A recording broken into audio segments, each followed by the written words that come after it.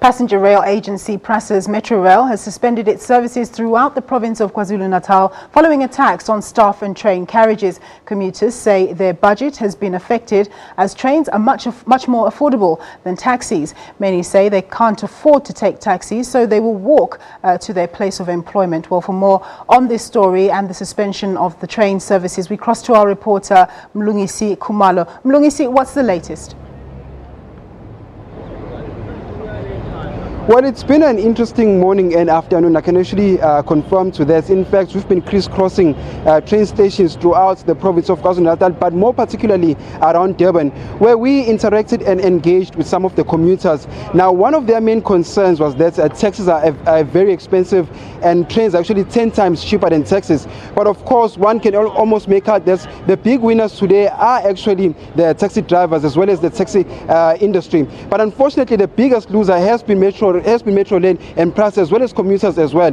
But what I can confirm to you right now is that where I'm standing, I'm actually standing just outside the city hall in the Durban municipality, where members of Prasa as well as Metrorail, as well as heads of governments, including the Premier of KwaZulu-Natal, as well as the MEC for Community Safety and Liaison and Transport, Mr. Mlungisi Khumalo, is actually meeting with other stakeholders to try and find a lasting solution to the problem that they faced on Friday. Now, you also recall that on Friday, Mlungisi train station actually resembled a war zone as members of the community, as well as commuters, barricaded, made their way into the Mlungisi station, and there they actually assaulted and threatened train drivers. One of their main key concerns, when we interacted with them, they said that trains are often very late. Now, when we also spoke to Prasa as well as Metrorail this morning, they said to us one of their key decisions that led them to actually suspending the transport services or the train services is because there's been an ongoing of serious events which led them to take this decisive action.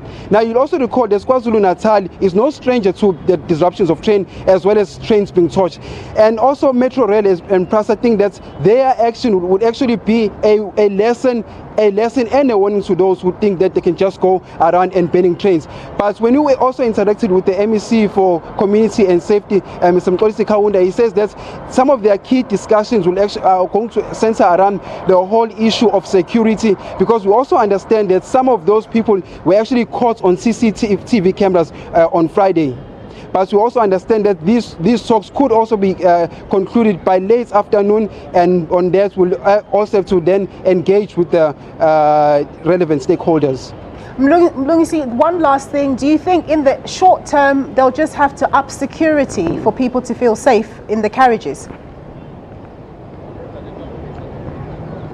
Oh, yes, indeed. Interesting you'd actually ask that, because we also spoke to the Secretary General of the United National Transport Union, Mr. Steve Harris, who said that as much as it is very inconvenient to some of their commuters, but they did not feel that their members were actually saved in some of the coaches as well as in their carriages. So around this discussion, we expect Mlungisi Khumalo as well as the Premier, Mr. to also speak about tightening security, in fact, around train stations throughout the province of KwaZulu-Natal. All right, Mlungisi, we're going to leave it there. Thank you very much for that report.